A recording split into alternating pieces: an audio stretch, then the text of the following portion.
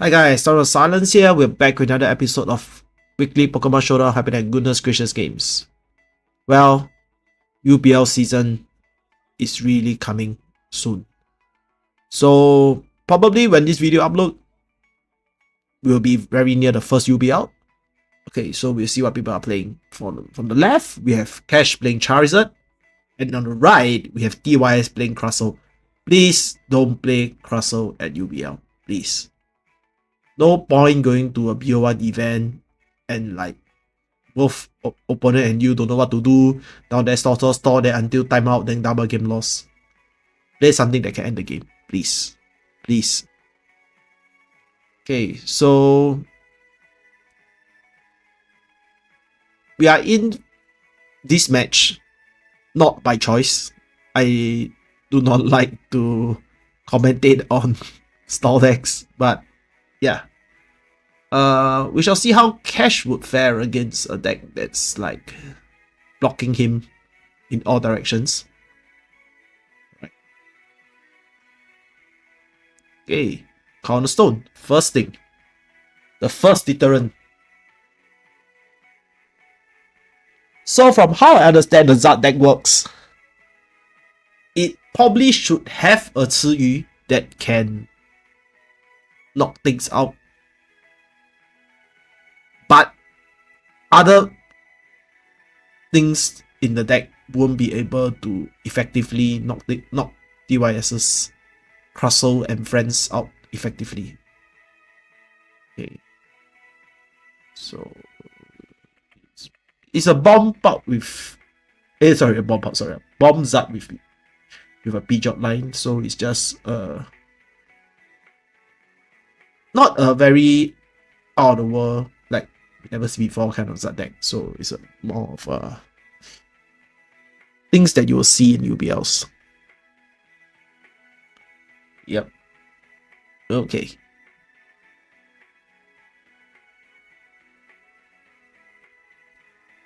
If you ask me, should you bring a Zard deck to a UBL?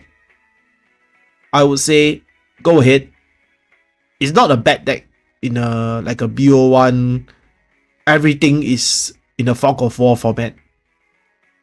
But it would be good to have a few tech cards against decks with like Cornerstone or whatever. Because if not, it gets a bit tricky, I feel. Yeah.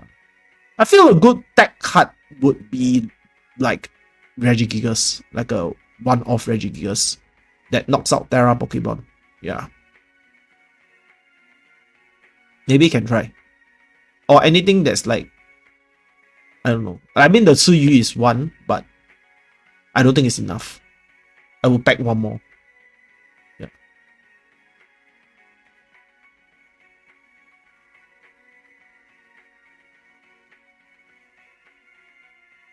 Okay. So Cash is searching for supporters, I guess.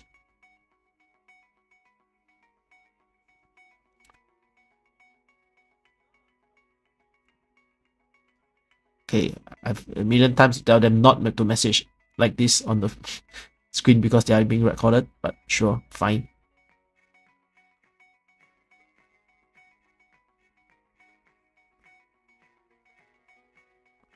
Okay. Evo it up.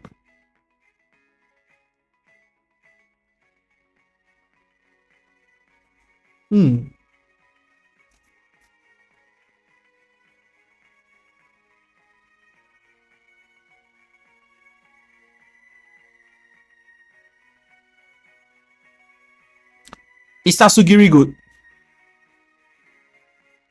I would say it's not the worst. But I don't really like it. But it's not the worst.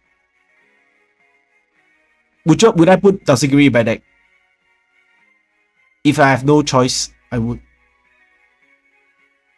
If there's any else that I can put, I'll probably not put it in. Because in this format, it isn't really that good. I don't know how to say.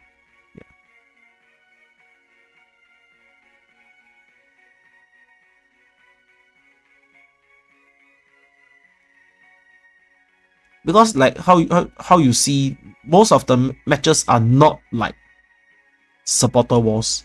They are not like, you know, charge into a you know, that kind of thing. So it's more like I just draw my own cards, like they play Lily's Determination, draw your own cards. So with Pidgeot or whatever, it's not that necessary. Yeah, and I feel quite a few people are playing back Pidgeots. Okay.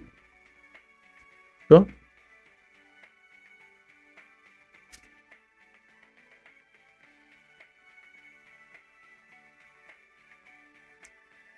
Yeah, so with the side art introduced, if anybody can get the side art, it stops the bombs too. So to get you out of the rut, I mean to get cash out of the rut, he would have to knock out the side art, Dust Cloud, the Dweeble or something, and try to hit the cornerstone.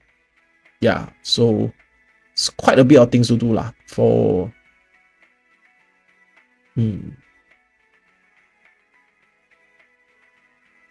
yeah, so there's quite a bit of stuff to do.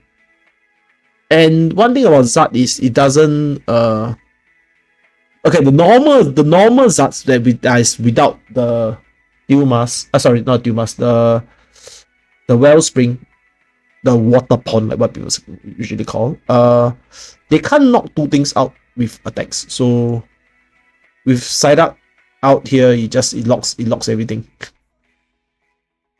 Yeah, so Cash is like saying that he can't do anything. Yeah. Well, this is what happens when the meta matures and the game will always form this kind of lock decks. Those soft lock decks lah. They are not there to really hard lock the opponent like how you cannot item lock or whatever, but it's more of a soft lock where you can't hit them, then they will slowly punch you. Yeah. Think it of like a wrestling submission move, I would say. Yeah, it's like a submission deck. It's very irritating to play against, but yeah, that's just what it is. Degenerates like DYS would like to play this kind of stuff. Yep.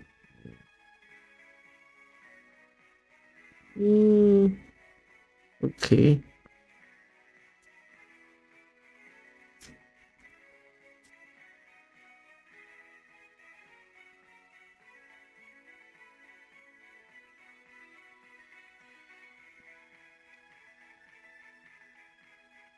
Right, the zone. Okay. So the thing is, the moment cash takes more price and the counter catcher comes in, is even more irritating. So yeah, you have to see. And don't think cash has much stuff to do.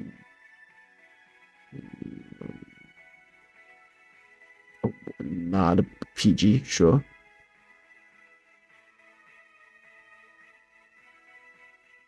Yeah. So,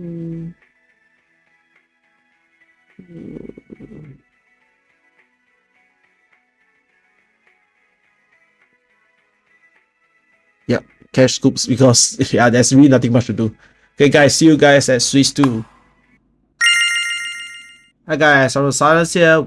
We're back with an episode of Weekly Pokemon Showdown. Now, it's the Swiss 2 of the gym events happening at Goodness Gracious Games. On the left, we have Haziq playing Mega Absol, the unlikely poster child of MEO1. And on the right, we have Titali playing his trusty Grimmsnarl, the unlikely poster child of Western Rivals.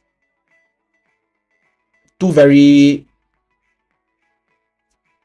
I wouldn't say weird decks, but like they are not like the decks that Pokemon intended people to build for the set, for their sets. Yeah, so we shall see. I think starts with Titali starts with quite okay setup. I would say it's not the worst against Mega Absol. and Haziq has Lilies. So yeah. So one thing about this Absol deck is if Kangaskhan can soak in some damage early game, it becomes a damage bank for Monkidori because it's not that easy to knock out. So yeah, we shall see what happens.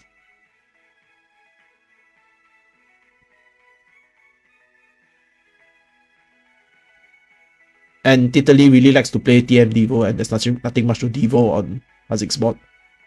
Yep, here he goes. Counter galore. Here he comes. It's really tiring to see the Grimmsnarl match because there's a lot of counters everywhere.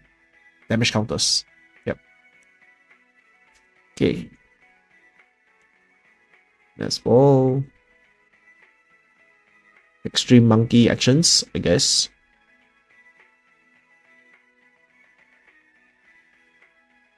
Alright. Absol's here. Okay. I would say the Cornerstone isn't as effective as what people think when it's playing against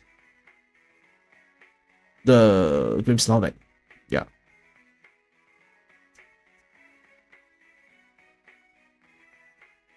Okay. Taking the snow run out.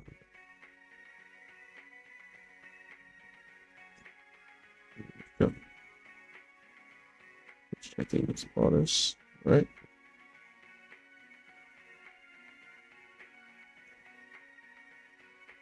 Yeah, he's not benching it down, he's just taking it back.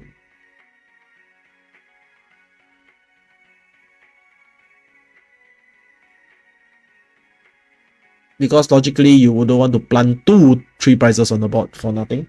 Yep, please.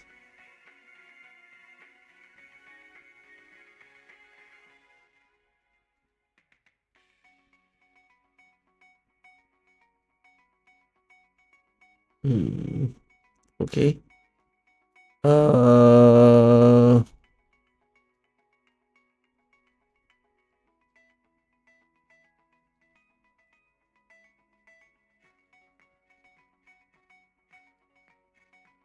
Okay, secret box.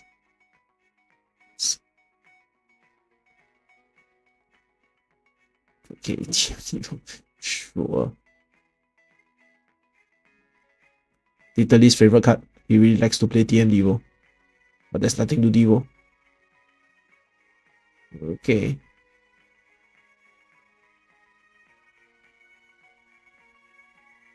I will still hit though. Like, I will still plant the T, but it's like maybe not in this moment. But you know, there's always an option to do that. Yeah. If there's something to knock out. Yeah.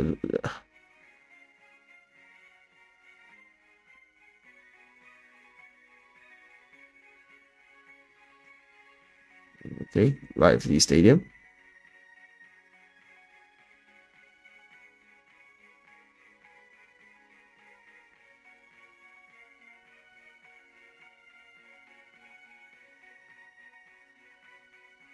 Okay. So essentially, the cornerstone is something like, I would say, a like a tool slave. I would say, like, you people that you plant the TMs on it as like a TM slave to to do stuff, because it's effectively quite tanky and not easily, like, you know, like, damaged. Okay. Boss order. Okay.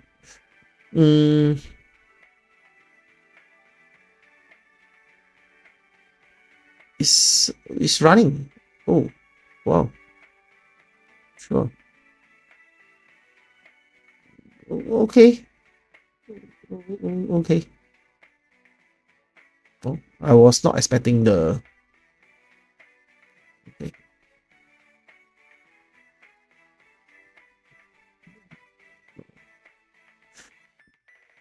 Okay.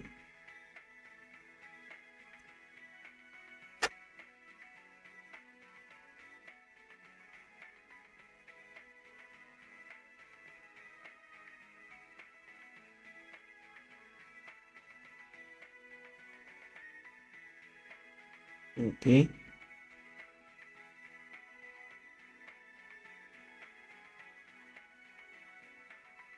Okay.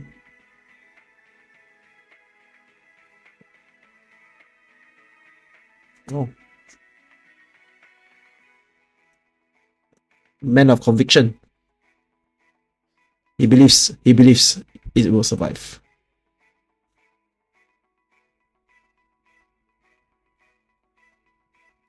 I love it. I love the... Okay. I love Hazik's conviction. It's like, no.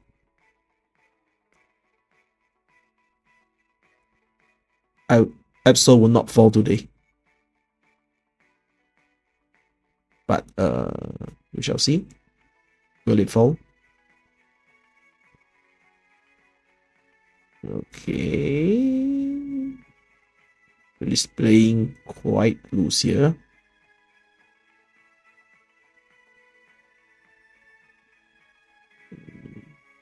Okay.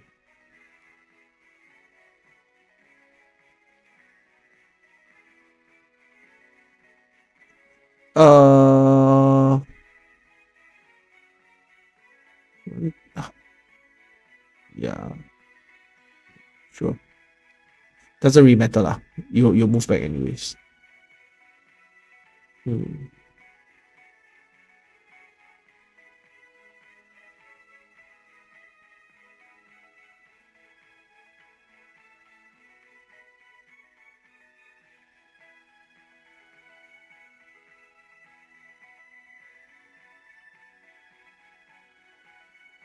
Okay.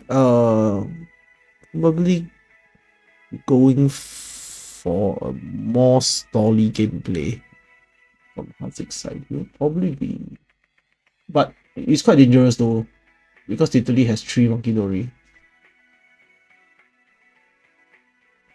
Okay.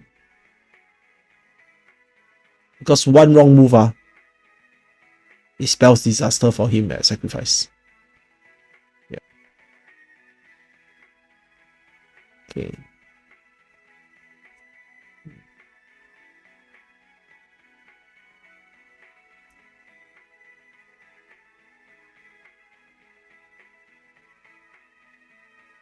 Okay, 30, 10. Yep. Alright. Okay. Oh, Tita is going for 4. Oh my god. It's crazy. He's going for... Is he gonna do it? Alright, I don't know.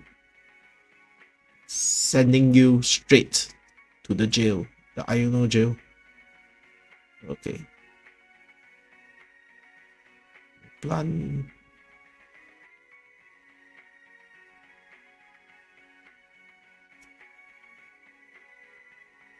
Yeah, he'll take that one monkey up. Yep.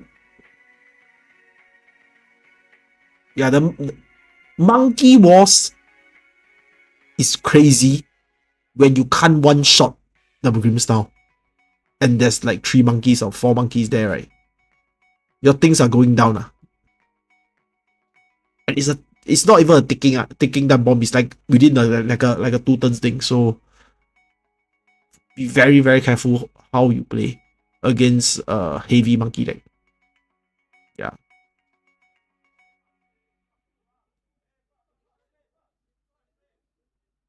Sure.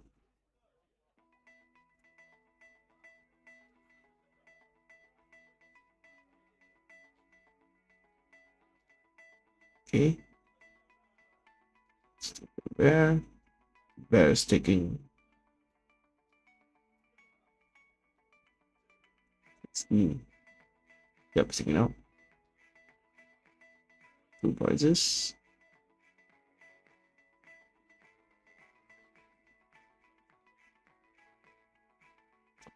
Well, I'll feel Daedalus in a... Yeah. You monkey war him... I mean, I guess he still has a turn. I feel he still has a turn, but it's not looking good.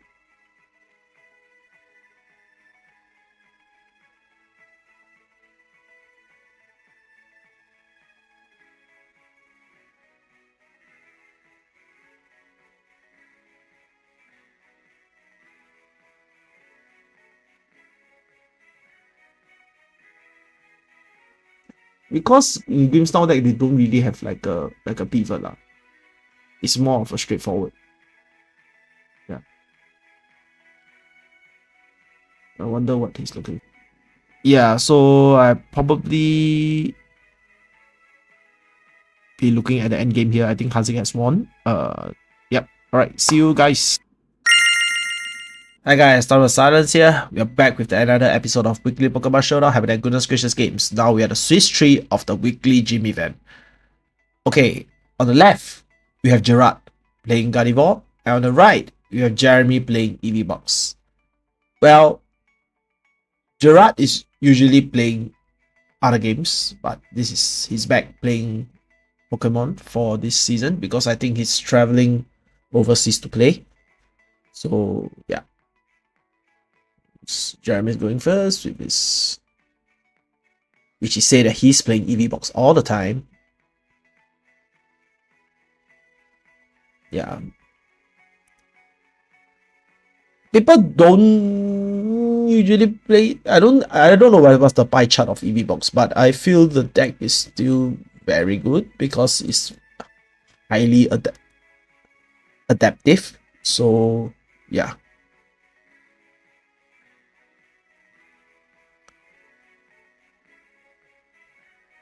Because it can pressure the opponent in doing bad moves very quickly. Yeah.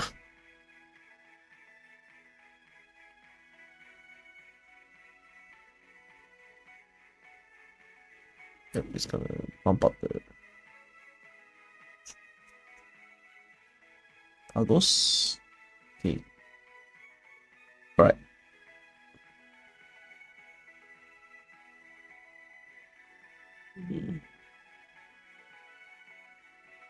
Clever.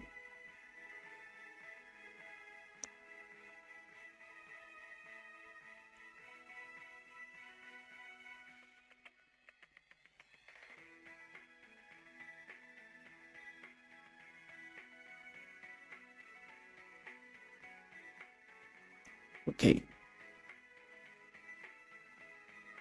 Then you think, why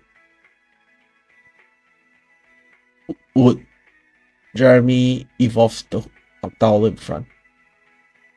Why would he do that?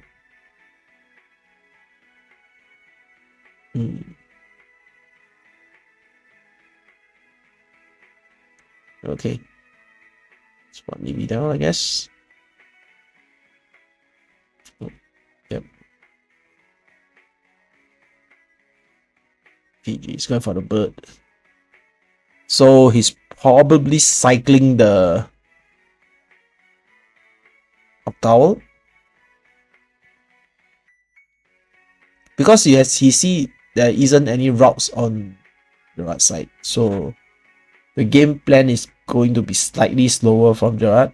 So Jeremy can take his time and recycle his resources. Yep.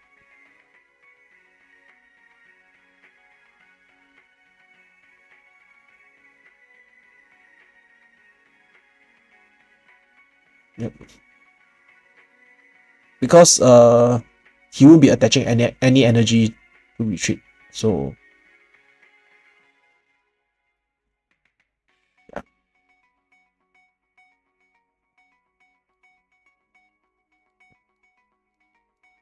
Okay. Great.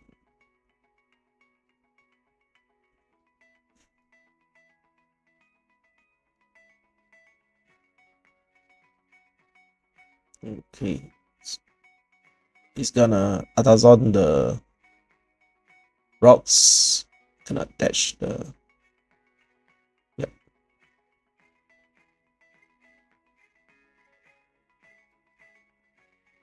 No, it's not. Oh, he has the rocks in Henry, so he's gonna. Yeah. It's on the other rocks. Okay. Ball. Yeah. So effectively, he farms the energy in a single turn. Okay. So now, how would Jeremy exploit the situation? Yeah. What would be the one thing to take out?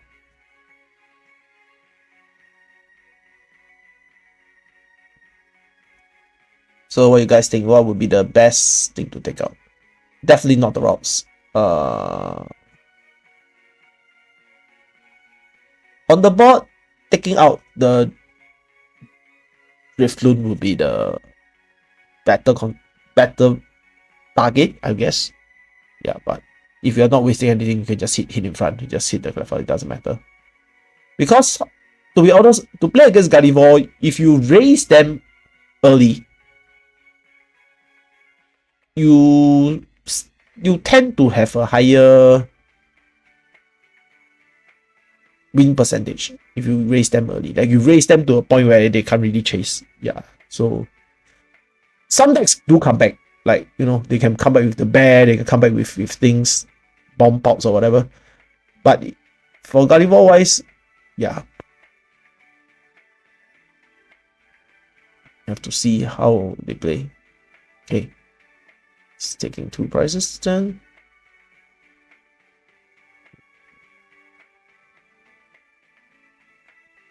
Sure. You'll be straight Eevee, I feel. It's gonna. Oh, he still. He can get it. Can he get a Pidgeot? Oh, yeah, he can. He has a Pidgeot in hand. Nice. Yep.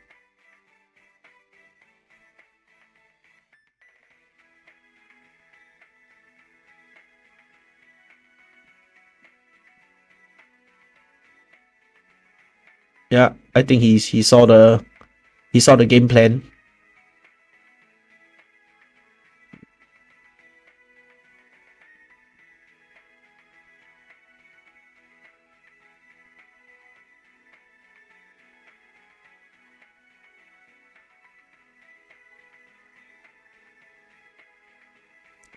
Okay, let's do the Octower.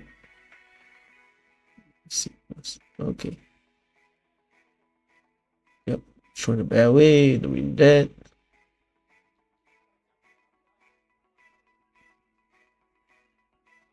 Yep.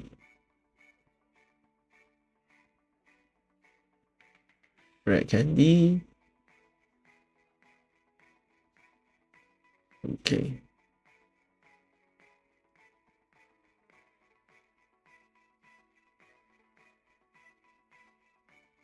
Farewell.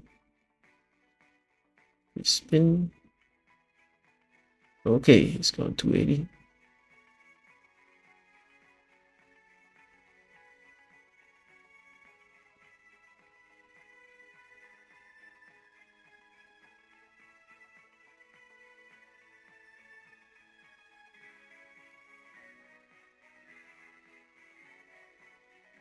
Yep, it's gonna take it out. Nice, 2 prize. So the causal question is, how would Jeremy take the last prize? With Pidgeot around in the worst, I guess. Yep, that's Trumpet. He might take the last prize with a Pidgeot. You never know. That's why he's setting it up 1 on the Fan Rotom and 1 on the Pidgeot. Instead of like just maybe putting on a hood or whatever. So the idea being, because the Drifloon is to put quite a bit of energy on it to knock something out. So it's within range. So Gerard probably has to use a Gardevoir to attack this turn. But he's being locked. Yeah, so probably Gerard was lost the match. Okay, thanks guys for joining us. See you next week.